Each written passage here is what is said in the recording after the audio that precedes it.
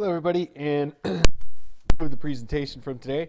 Just to pick it up here, I believe we discussed instruction on the last slide, so we will go to the next one. All right, from current slide.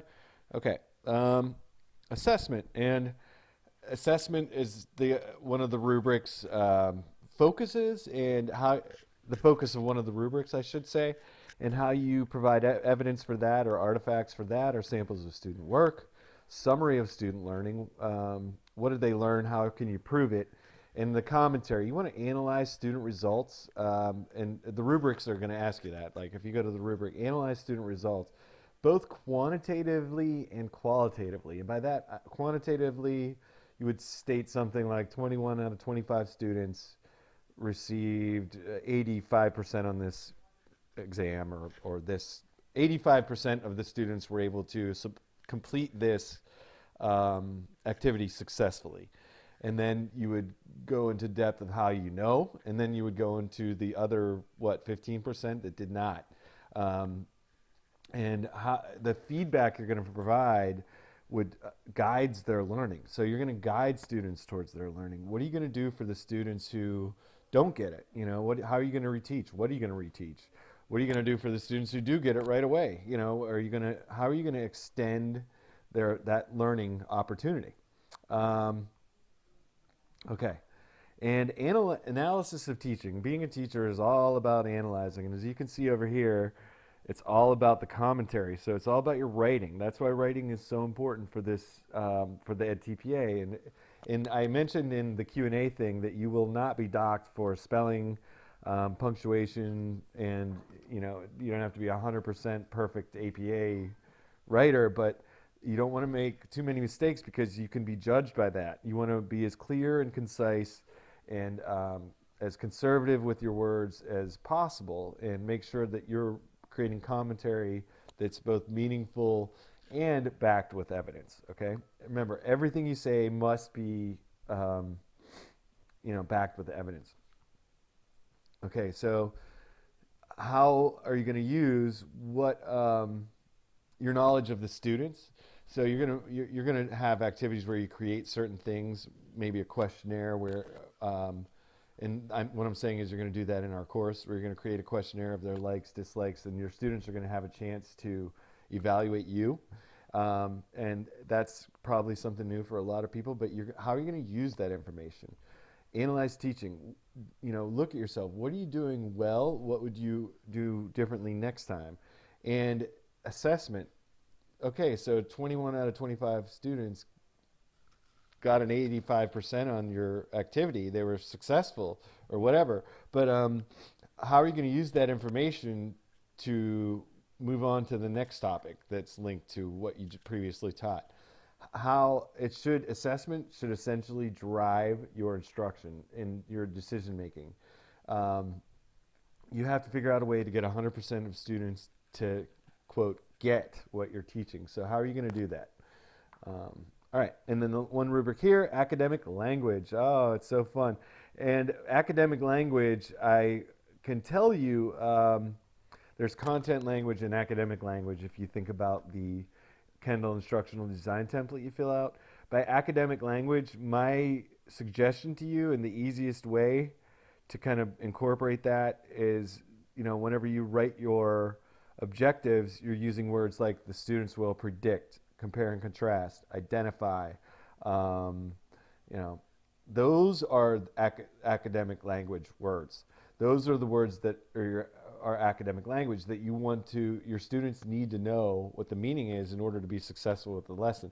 Content vocabulary, on the other hand, is what are you studying? If you're studying plants, something like seeds, bulb, whatever, soil, whatever is relevant to the subject you're talking about, that or the content, that is what is meant by content vocabulary, just so we clear that up. All right, and then it shows you how you provide evidence of academic language. And again, I added evidence to that you're going to cover that in your objectives. So you're going to discuss your objectives with your students. I do also encourage you to start your lesson with your objectives by literally stating them out loud and telling students what you're going to do, and then ending it with stating your objectives, and then you can ask follow-up questions to see where you fell, how your students did, I mean. Okay, here we go. And this slide is about preparation for critical dimensions of teaching. You're going to identify and collect subject-specific evidence from your learning segment, from your 3 to 5 plans. I suggest doing 3. Keep it at 3. Keep your learning segment at 3. You're allowed to do 5 if you have a burning desire to do so, but why do that to yourself? Keep it at 3, and you're good to go. Let me go back here. Whoops, accidentally went forward. Okay. A learning segment is just 3 to 5 lesson plans. It's a mini unit, if you want to call it that, that are connected. It's important to have them connected, to have some common theme. And you want to collect as many authentic artifacts as you can. And remember, artifacts, you equate that with evidence. So student learning, student work, maybe it's a pre-assessment, maybe it's a post-assessment, whatever it is. Maybe it's something they create. Those are all examples of authentic artifacts.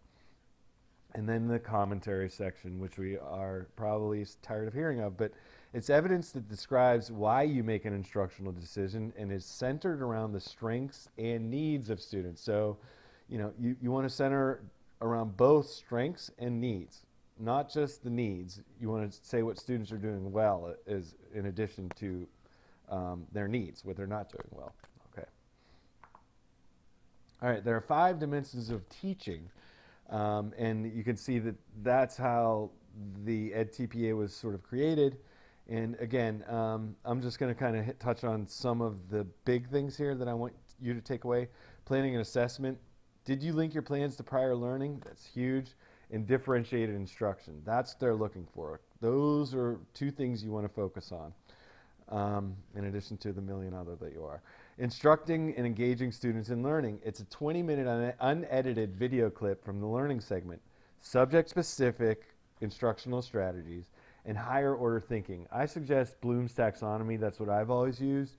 And basically what that is you start out, again, as I mentioned before, knowledge questions, and you move up to synthesis or higher analysis and synthesis, higher level thinking skills. So you want to move your students towards the highest, most impactful learning as possible.